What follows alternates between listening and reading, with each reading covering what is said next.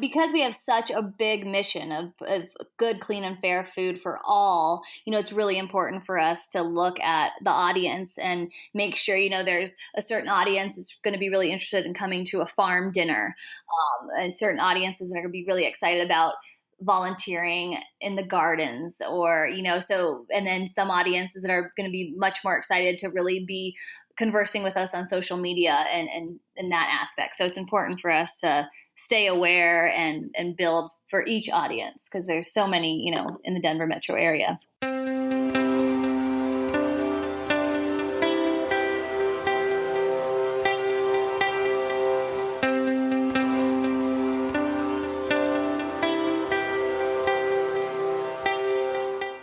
You're listening to Relish This, the Purpose Marketing Podcast. Here's your host, Stu Swineford.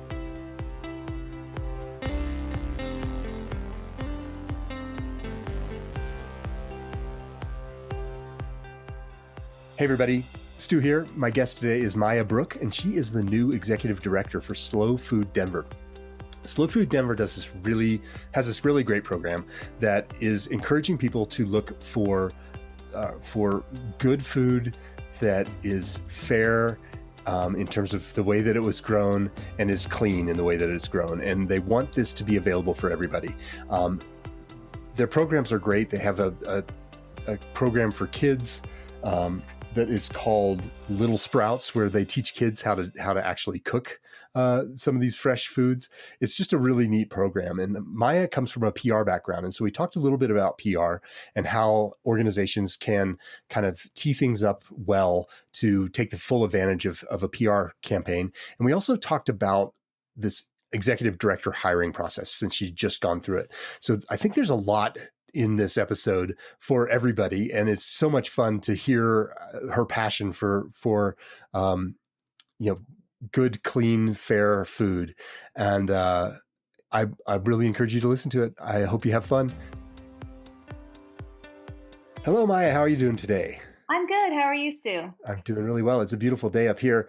I am in the mountains west of Denver, but I guess it's pretty hot down the hill today. I was going to say, when you said beautiful day, it is pretty, but it feels like 105. I don't know what it is out there, but it's very. That's a lot of heat to be bringing to the situation. Absolutely.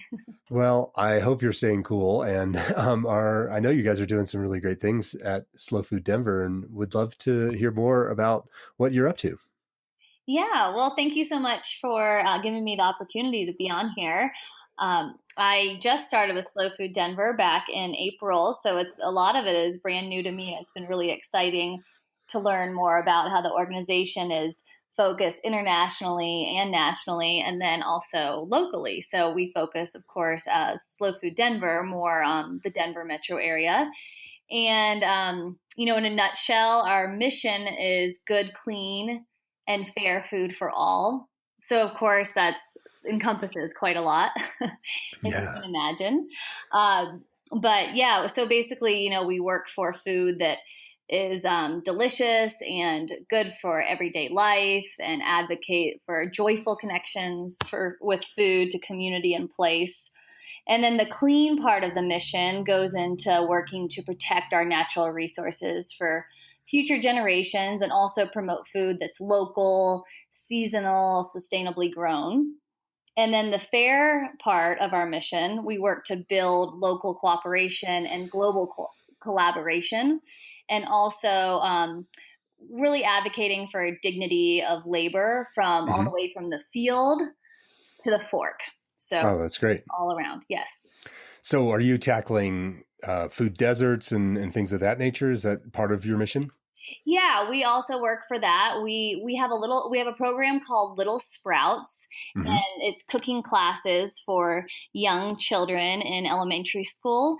And we really try to focus on areas of Denver that might be considered, food deserts, and areas where affordable access to affordable, fresh, healthy food is not that easy. So with our Little Sprouts program, we're able to teach kids about all the abundance of amazing fresh fruits and vegetables, and then they learn how to cook with different ingredients that are available to them too.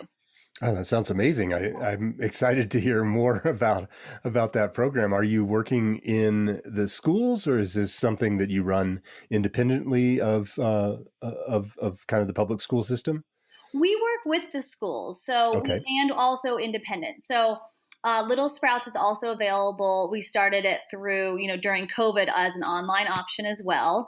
And Okay. so, for example, my son, who's 7 years old, loves their online cooking classes, and they do it through Zoom, different instructors and different menus, and they work together in an age appropriate way, so he's able to do that from home. And it's a really nice way for my son and young children to connect to the food they're eating, and then it's items and menu items that the whole family can enjoy, so it's not like teaching the kids to make mac and cheese. Right. Right. So That's amazing. yeah, so the first time my son took the class, they were learning to make bruschetta. Okay. And he doesn't even like tomatoes, or so he thought. But once he took the time to make it, Uh-huh. then he actually ate some of it. And then, of course, I ate a lot of it. So that was good. And then we really do also focus our Little Sprouts program on the K through 5. So Okay. going into Denver area schools and, helping, they incorporate, a lot of times our weekly classes will incorporate the school garden if they have one, Uh-huh. planting, harvesting, preparing the food in a seasonal cooking class. But the schools we work with, they're not required to have a garden in order to participate because, like you mentioned, the food desert, we want to make sure that all schools and all children have access to this curriculum. Wow, that just sounds amazing. I love it. I think that getting kids excited at an early age about particularly that preparation piece and how you can kind of transform something that you didn't normally think was great into something amazing, just through adding a little heat and spicing it up a little bit. I think that's just a really cool program to get kids interested in at an early age. Yeah, absolutely. I mean, that was part of my interest in being involved with Slow Food Denver, is just the aspect of making sure that children know where their food comes from and that they're trying it, straight from the garden, fresh Hmm. fruit and vegetables. Nothing's wrong with applesauce, but you still want a child to actually see the apple, to touch the apple, to taste the crunch of the apple. Right. If possible, to pull the carrot from the earth and eat it. So, yeah, really making that connection to our land. Yeah, that's great. Denver's pretty fortunate that there are quite a few community gardens and urban farm type opportunities, to kind of get kids involved and get everyone involved in that, farm to table sort of approach, right? Yeah, absolutely. That's one of our focuses too, is that we, for example, we partner with We Tend to Grow, and we work at Civic Center Park and work together to create volunteer days with our volunteers. And We Tend to Grow is a really fun. We do it all summer long, every other Thursday, and we are able to talk and laugh together and harvest good food, and then we then are able to, through Grow Local Colorado's garden beds at the Civic Center Park, then we're able to help people who are food insecure in our own community and have more access to the fresh local produce. So really, making sure again that the food goes to everyone, the same wonderful fresh food. Yeah, that's amazing. I like that you're bringing multiple agencies with similar goals together to kind of produce or supercharge those results that you're trying to achieve. How did those relationships develop? I know that there's sometimes nonprofit leaders and organizations have a tendency to combat those kinds of agreements or arrangements. How did some of those partnerships come together? Well, I think it really comes back to the vision of slow food in general, all of slow food, is that we're basically helping cultivate community and connection. And Hmm. so, in order to cultivate community and connection and help provide food that's good for people who grow it, good for the planet, good for the people that eat it, you really need to be working with other organizations. Yeah, that's great. I like that's a component of your core values or your mission, in that it just allows for that at the onset. It's not a competitive piece. It's how can we all do more good here in this space? Absolutely. Yes. It's not, yeah, we want to collaborate. We want to work together. We reach out to organizations all over the Denver metro area. And then in turn, so many reach out to us. So Mhm. it's a really wonderful thing to see. That's fantastic. I noticed on the site that you have, several stakeholder areas that you talk about in terms of people being able to get involved. Obviously you're a nonprofit, so donations are, I'm sure, a key component of your revenue stream. And then you also have the opportunities for volunteers and interns to join in the program. What are you doing to kind of get the word out for all of those different kind of action items?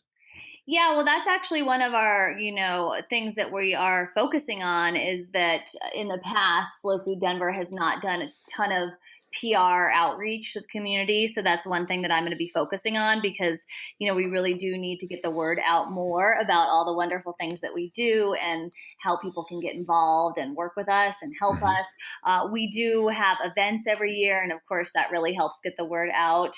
We are having an event in the summer, and then we're planning a fall dinner event, and those type of events, people bring friends, and then the friends are interested, and that helps spread the word. And our Mm-hmm. volunteer events too, we often see that somebody will come to one of our gardening volunteer opportunities and then they bring a friend, and so it builds a little bit with the word of mouth too. But that's certainly one of the things we need to focus on, and a challenge we have. Have you engaged with a PR firm? Are you trying to handle that in-house? What are your plans on that piece of the pie?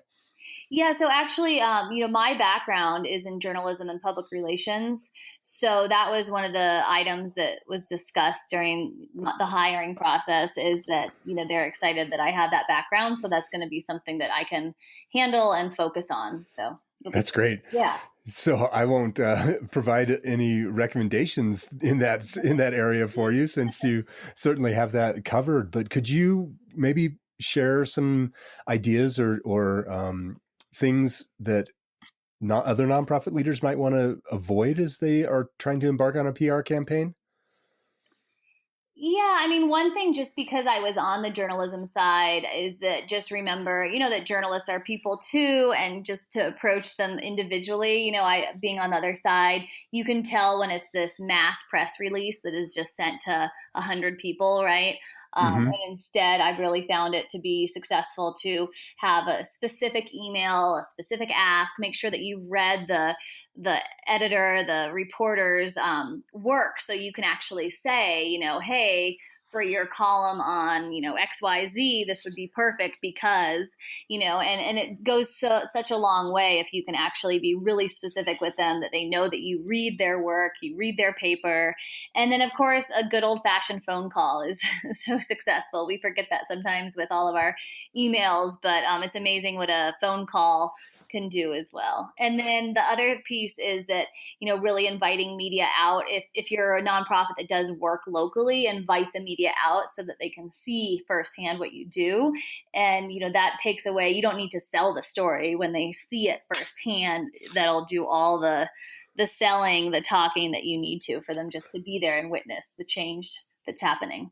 Oh, I love that. I love that as advice. I think that we all too often feel like we have to pitch something where it's just, maybe it's just easier to just get someone out there to check it out for themselves.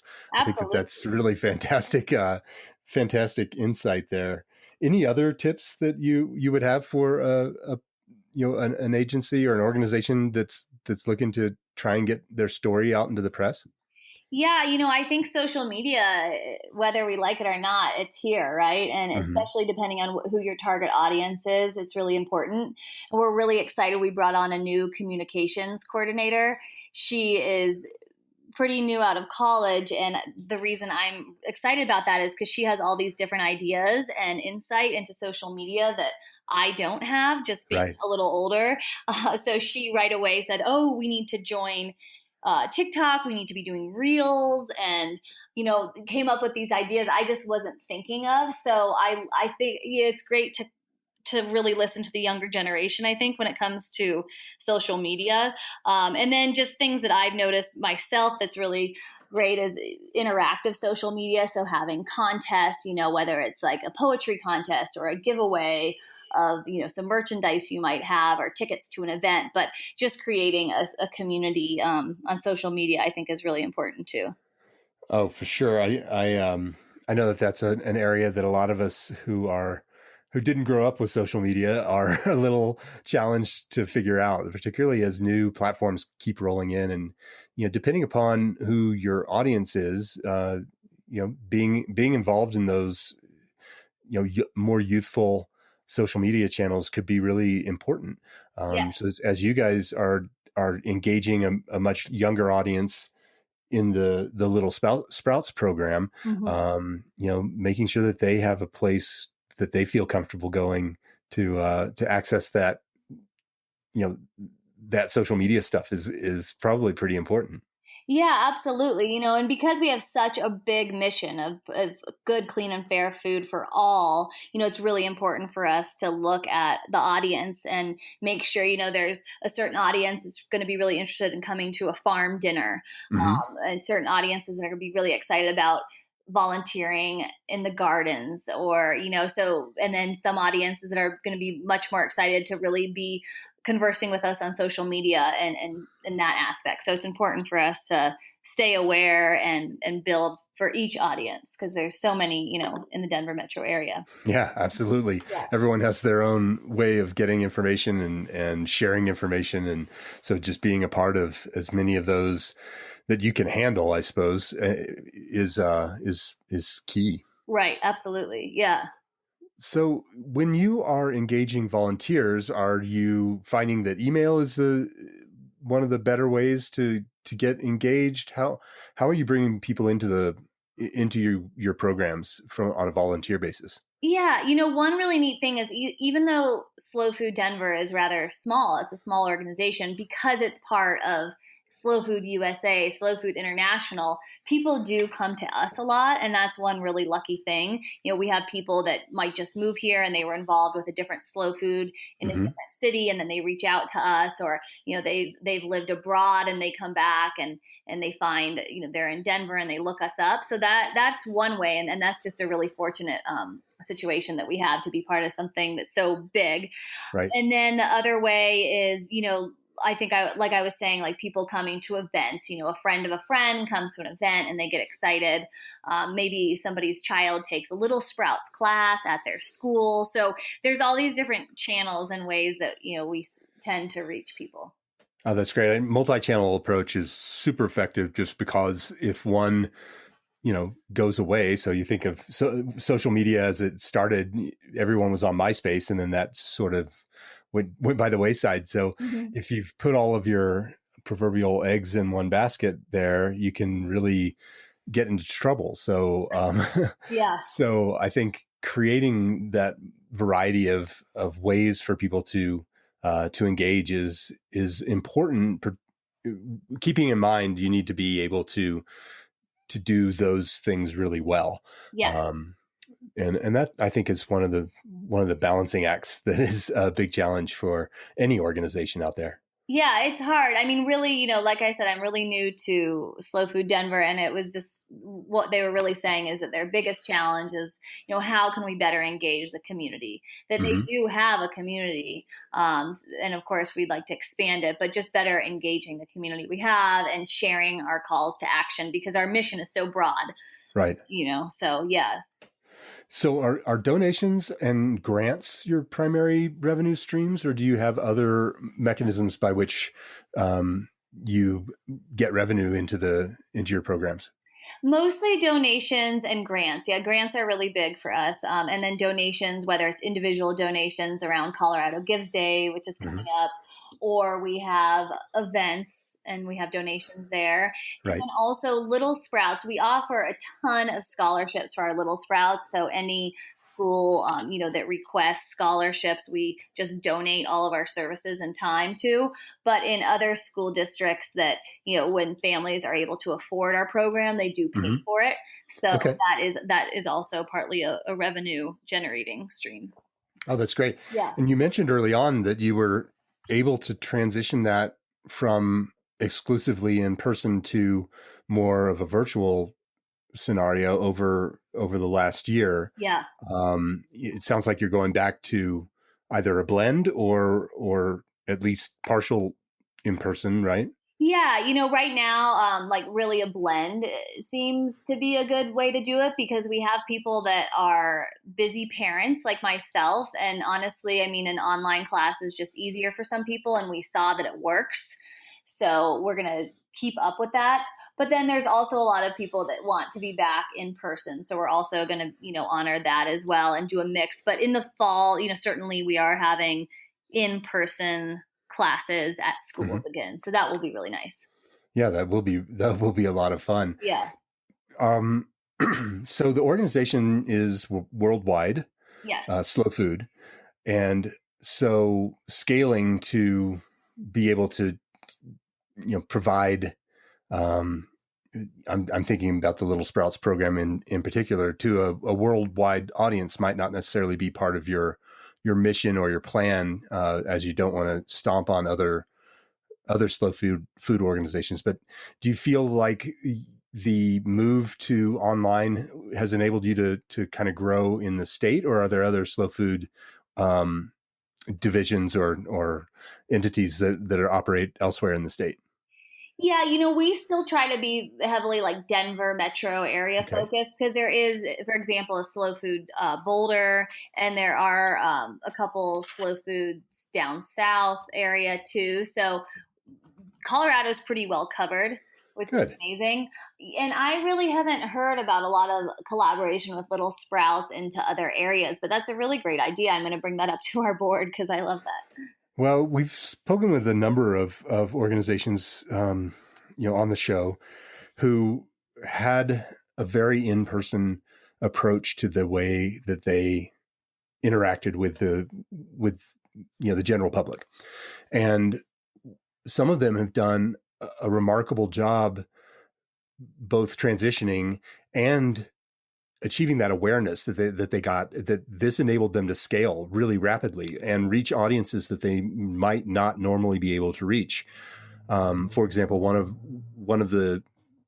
uh, one of my guests on the show has he's part of an organization that does they teach they instruct teachers on how to better engage and be better teachers. And in the past, they'd been brought in by school districts to do those trainings in person, and a lot of the time, the cost associated with that was so high that they weren't able to go to more rural areas.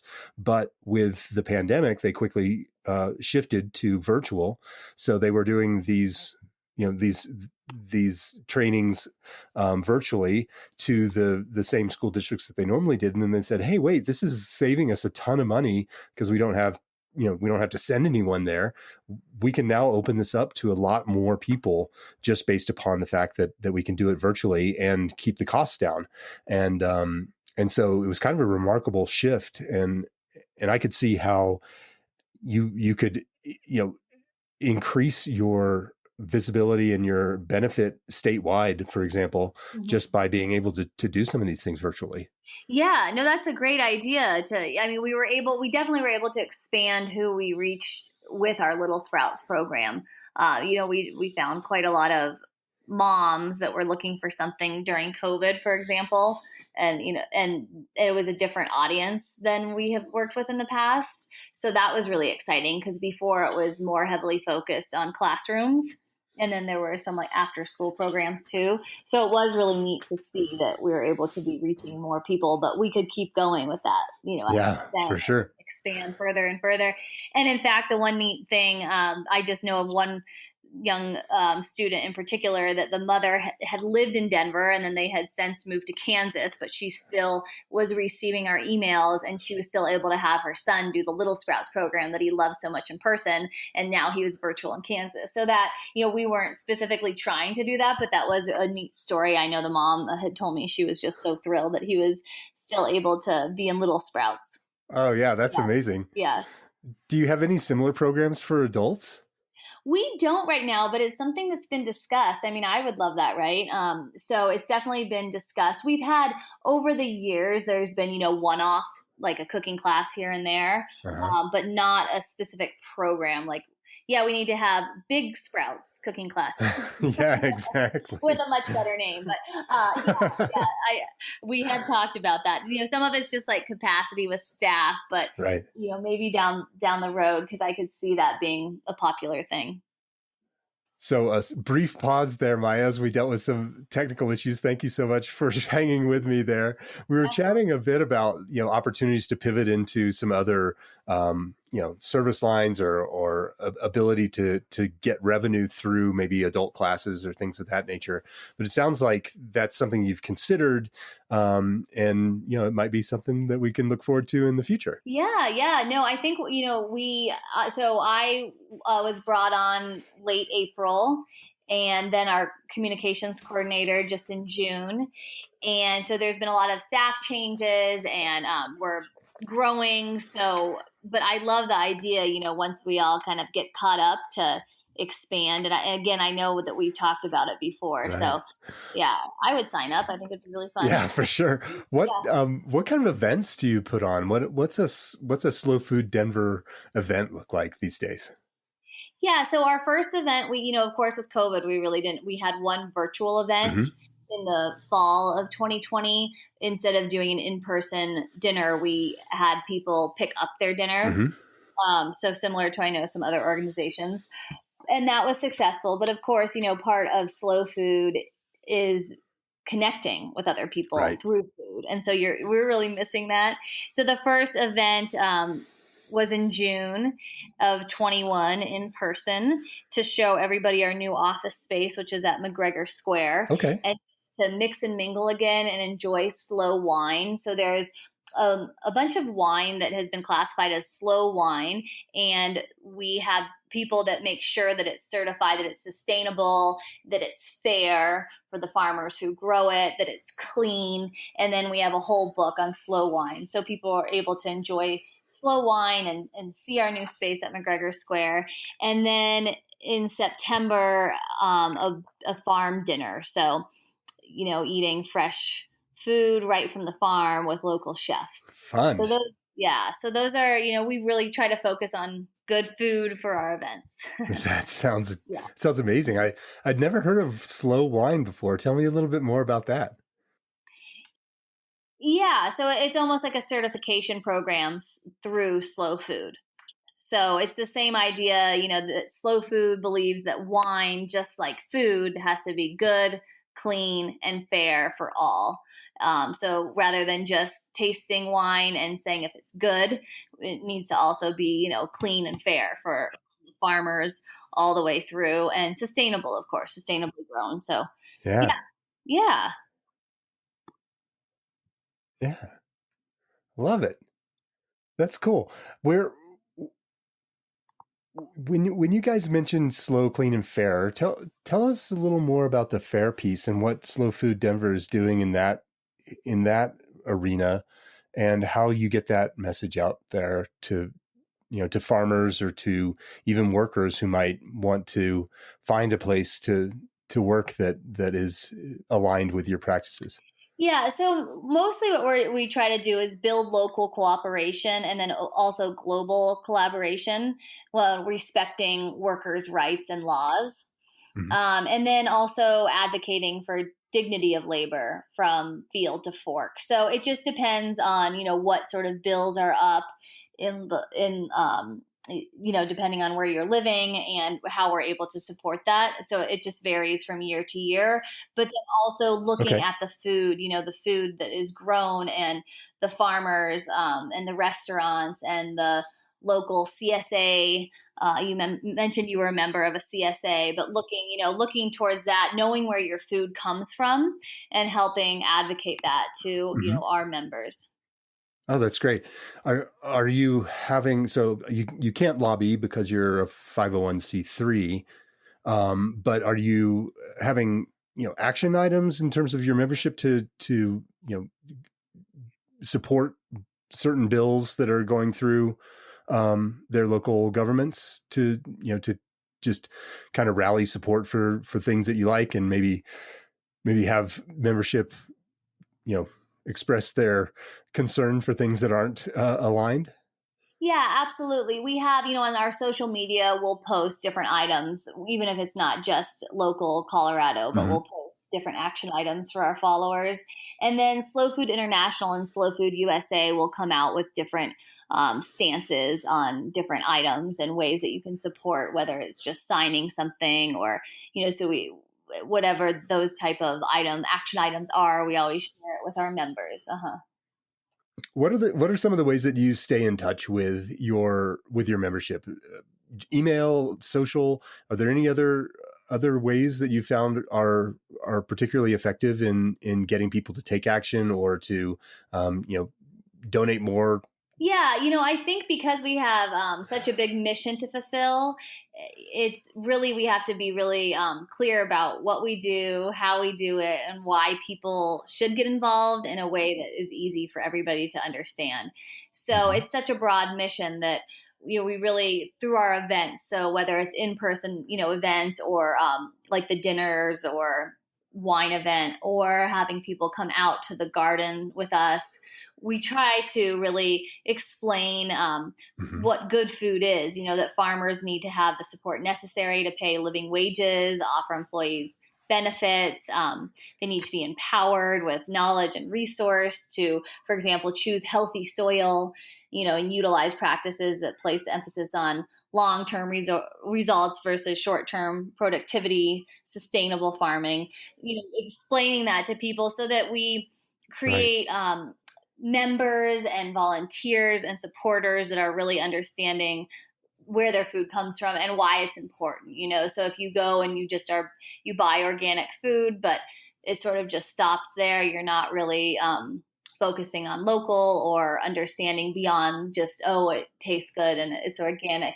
but why is sustainable food important, and why local food, and why we try to build those connections through our events. Yeah. Yeah, that's great. I mean, there's so many moving parts and so many components to, um, to the Yes. food. Uh-huh. What do I want to call it? Ecosystem or something like that. Of everything from how seeds are sourced to how they're fertilized. What like you mentioned, I don't think most of us probably consider the soil as part of that process, and then how what kind of fair labor practices are being put in place. And it's great to see Yes. more and more organizations. So you're starting to see a lot more fair trade stuff, and obviously Right. organic is a term that everyone's very familiar with at this point. But it's great to see how you're kind of tackling that entire production system, from all the way Right. from the seed to the end user, in terms of the person that's going to feed. Right. Yeah. It's about becoming more aware of what you're eating and why it's important, and from everything to our environment to the people that grow it to your own health Right. eating it. Are there parts of that system that are more challenging to address than others? I know cost tends to be one of the factors, particularly when we spoke earlier a bit about food deserts where there's just not access to either fresh or food sources that meet the slow food criteria. But what are some of those other challenges that you see that kind of disrupt that system? Well, yeah, I think it's making sure that it is accessible to everybody, right? That it's not that organic isn't just this label that is a privileged type of label of type of food to Mhm. get, right? And it's beyond just organic, it's sustainable, local. It doesn't need to have the organic seal, right? But focusing on food that is sustainable and that other people that might not even think that they can access it in an affordable way actually can. I think part of that too is our partnerships with Grow Local Colorado, like we talked about in the beginning, but trying to really help them with our group of volunteers to promote local food, local community, local economy. For example, Grow Local Colorado, they have 11 gardens throughout Denver, And Okay. I don't know if you know, but they're fully volunteer driven. So we really, value our partnership with them. But they deliver produce to over a dozen organizations that serve those in need. So that Okay. goes to our mission again of, the food, fresh, healthy food for all. Yeah, that's great. I mean, just collaborating with people that that share that same mission, or not exactly the same mission, but are at least aligned. Yeah. In order to kind of spread that effect to reach as many people as possible. Yeah, That's absolutely. And one thing that you see too is that when communities can grow their own food, when they have access to fresh and healthy food, mhm. it means a stronger, healthier, happier community.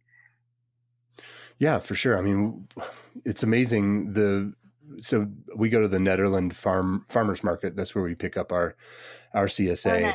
And in years past, they've held it kind of away from town. I mean, it's still pretty close, pretty much in town, but it's kind of out by the reservoir.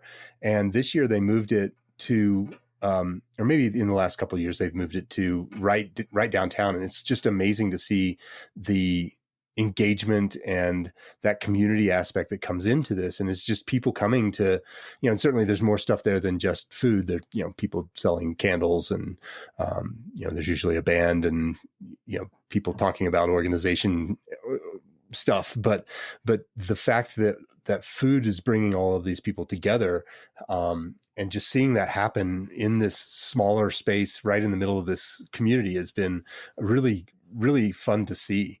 So it is, food does start those conversations and does bring people together. So it's cool that how you guys are doing that. Yeah, absolutely. Um, That I know the farmers markets are just so amazing. And then I love that the pickup for CSA is a more central location, because you're right. Where I pick up for my CSA is just like in this parking lot. So really only people that are picking up for their CSA are going to see it. But that's a really nice model.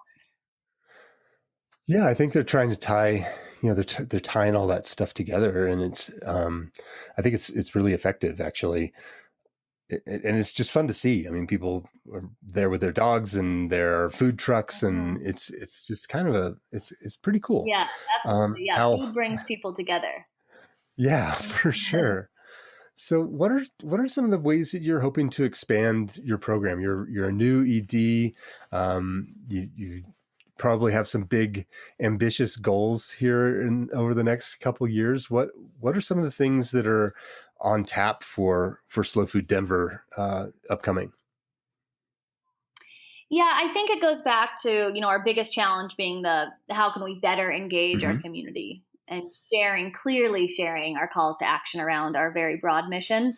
And, for me, it means getting the word out more. So more PR, more focus on the local media knowing who we are and that we're around, and more events, more Hmm. communication, consistent communication with the donors that we have. I think is going to be important.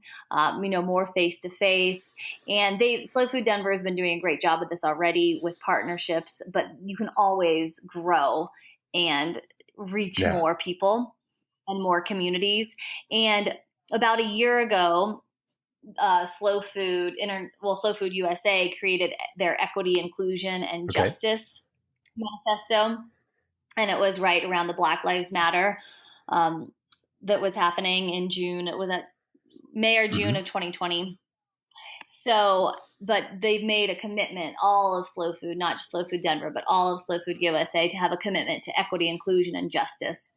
And so that's another goal that we have as an organization. And me as an executive director, a newer executive director with Slow Food Denver as well, is really taking time to listen, learn, reflect, what are our best steps towards action Right. moving forward, and how can we continue to create a good, clean, and fair food system for all, and just start in our own community and really work on supporting anti-racist slow food community and society. So that's also a really big mission when you think about that. But really looking and understanding the role that we bring to racial equity, and how can we break that cycle that really has allowed a lot of racism to live within our Right. food system. Yeah, it's interesting how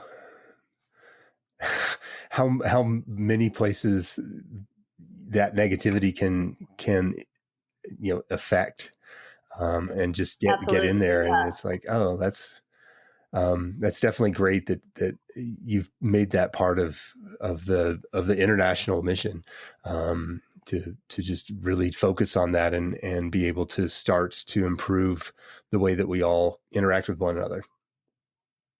Absolutely. Yeah. And taking, I think the listening and learning is really important from the communities that are affected Hmm. themselves, to ask the leaders within the community what they need, how we can work together, and just, really making an effort to make sure that the partnerships that we have are broad, and we're not just working with one type of Right. organization, but that we're really out in the community and looking at all areas of Denver metro area. Yeah. Yeah. It's really interesting how many times we tend to jump to conclusions that we have a solution. And one of my guests from just a couple of weeks ago, does work in Haiti, and post the earthquake that happened. And what his organization does is they do research, and they actually get on the ground and spend time with the people in a community to actually get an understanding of what the needs are, as opposed to going Yes, in with the assumption that we know what the needs are. And so one of the things that absolutely. he used to see was, and we talked about it on the show, was, sending, tons and tons of bottles of water or something to someplace, and people get pretty excited about that, and they think, oh, this is something that would be helpful. But if it's not actually needed, then that just goes to waste, and it actually can contribute to additional challenges if you've got all this stuff in the way of the things that you actually need. And so, just Absolutely. listening and just taking the time to ask, what is it that you really need, and making sure that you're talking to everyone to get a good understanding of that, as opposed to just, one person who's declared themselves the leader of the pack. I think that taking that one extra step to, how can I help you, is can be really valuable. Yes, I agree. And, we try to really focus on surveys and asking the parents and students at the schools Hmm. that we work with lots of questions after our Little Sprouts programs, what worked, what didn't, what can we improve. And we always get wonderful ideas. And that, just on a very small level, is our way of asking, and not just telling, and new, even new menu items. We want to respect different cultures and get, and the food, when the children are cooking meals that are important to their own culture, how important that is for them, rather than just our instructors coming up with menus from what they're Right. familiar Right. with, but working within different cultures and different menu items that we're not, we might not personally have ever heard of, but making sure that we are really open and listening and Yeah, communicating that's well. one of the things I love about the CSA stuff. Just back to that piece is you're always just getting something new that you've never even heard of before. Like, we got garlic snapes or something, I think is what it was called. Oh yeah, I like Yeah, and those. Uh-huh. I'd Yeah, never you're like, even seen those before, uh-huh. and it's like, oh, cool. What do we do with these? No, yeah.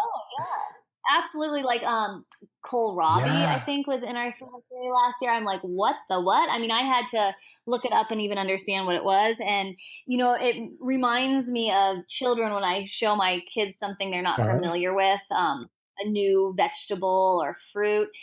That was sort of how I felt when I saw that kohlrabi. I'm like, what is this? I don't know what this is. Like, I was tempted to just like put it in the compost, but doing my research and figuring it out. And then same with, thinking about that aspect with my children too, like giving them time to taste it, or, maybe they're more comfortable if you put a little olive oil and salt Uh-huh. on their cucumbers, because it brings out the flavor more, and kind of being patient with children too, when you remember that a lot of this food for them is Yeah, brand absolutely. new.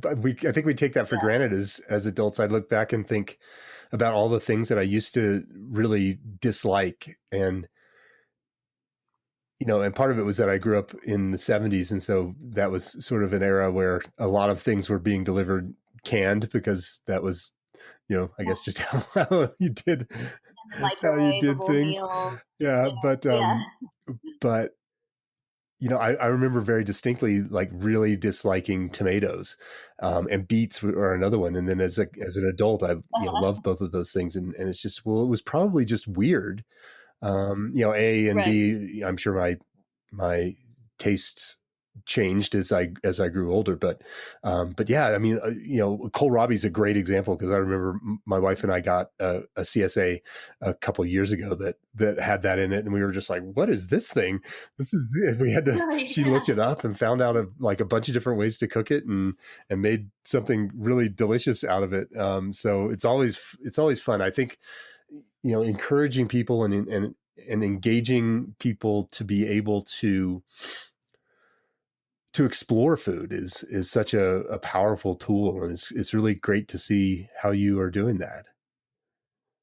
Yeah, thank you. I know it's a big challenge, right? Our mission of good, clean, and fair food for all. But when you take it really in your local community, and step by step, and audience to audience, and different ways for people to get involved, and just to see the joy on volunteers' faces after you spending a day harvesting vegetables, and then they know that that's going to go towards communities that might not have access to fresh fruit and veggies. And then we try to end a lot of our volunteer days with, a simple salad brunch type of, event afterwards. Again, that connection of food and people, and just the joy that people have, I think, from getting their hands dirty, from tasting food right from the earth, it's pretty neat to see. And everyone, little children all the way to older adults, it's that common joy of food, I think. Yeah, exactly. I think it's also really good to demonstrate how the food that we get in the supermarket, be it organic or not, is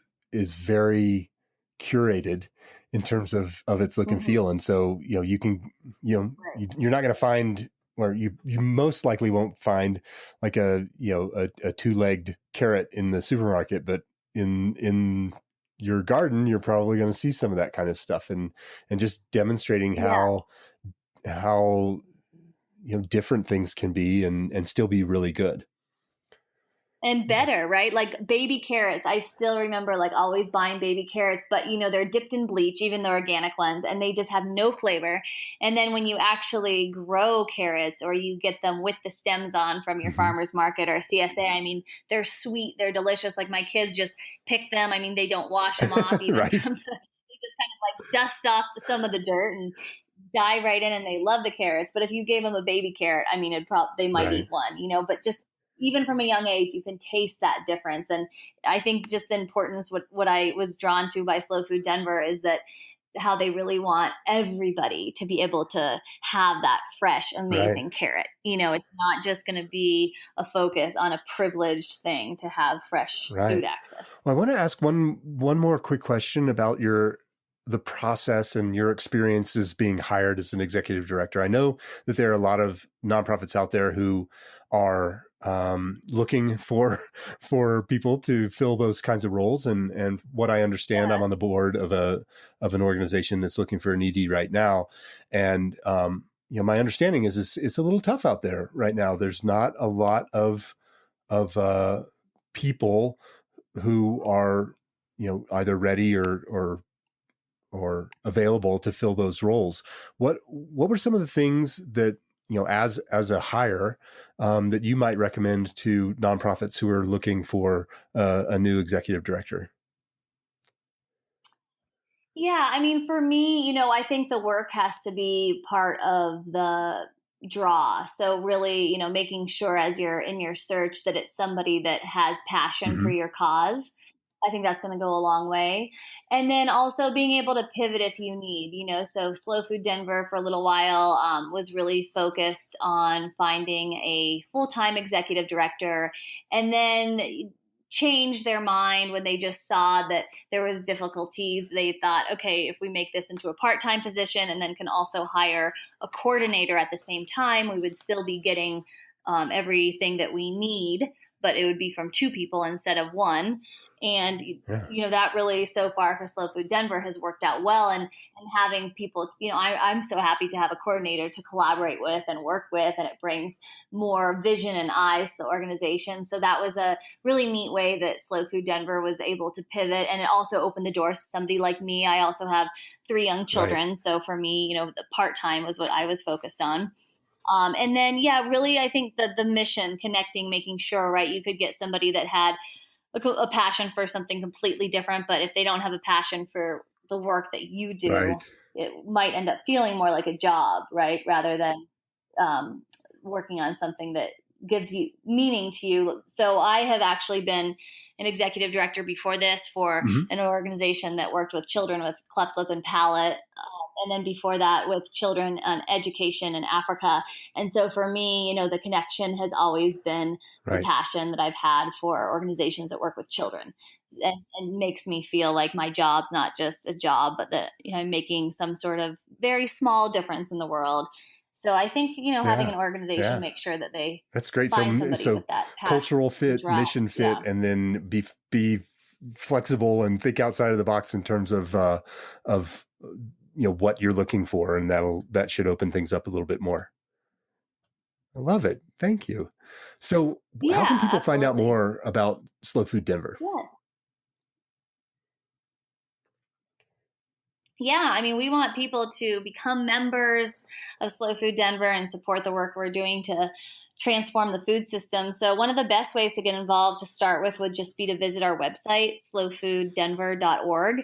And on our website, you'll see events coming up and different opportunities to volunteer and get involved. Also, the Little Sprouts program will be up there, and all of our social media links, which are very active. We're on there every day. So lots of ways to see. And then in terms of, our mission, I would say, tell people need to get out there and cook and eat with friends and family, and try growing your own food. Even if you're in a tiny little apartment, you could get a very small little container tomato plant or grow some fresh basil or herbs, right?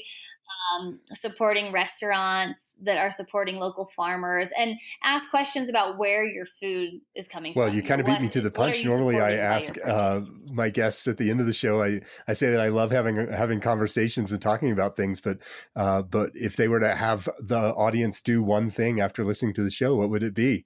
So you sort of beat me to the punch there. So it's like, grow your own food, ask questions, etc. Yeah, well, I guess, the thing with Slow Food Denver is because our mission, it's not just like about Slow Food Denver. It's just this wide array of support. So that's why I had to get that in there about. Well, I really appreciate it. I love that you beat me to the punch on that action item. So thank you so much, Maya, for being on the show today. I had a really great time talking with you. I'm very appreciative of you helping stay patient during our technical challenges. And I look forward to hearing more about how Slow Food Denver is really changing the way that people approach their relationship to food. Great. Well, thank you so much, Stu, for having us on. And I'm just honored I was able to tell more people about Slow Food Denver. All right, there you have it. Another great episode of Relish This. Thanks for listening. If you would like to learn more about how to apply the audience engagement cycle to expand your organization's mission, there are 2 things you can do. Right now, you can go to missionuncomfortablebook.com to download a copy of my book. And while you're there, you can get your purpose-driven marketing score to see where you can unearth some gold for your organization. If you'd like to listen to back episodes of the show or sign up to be a guest, go to relishstudio.com/podcast.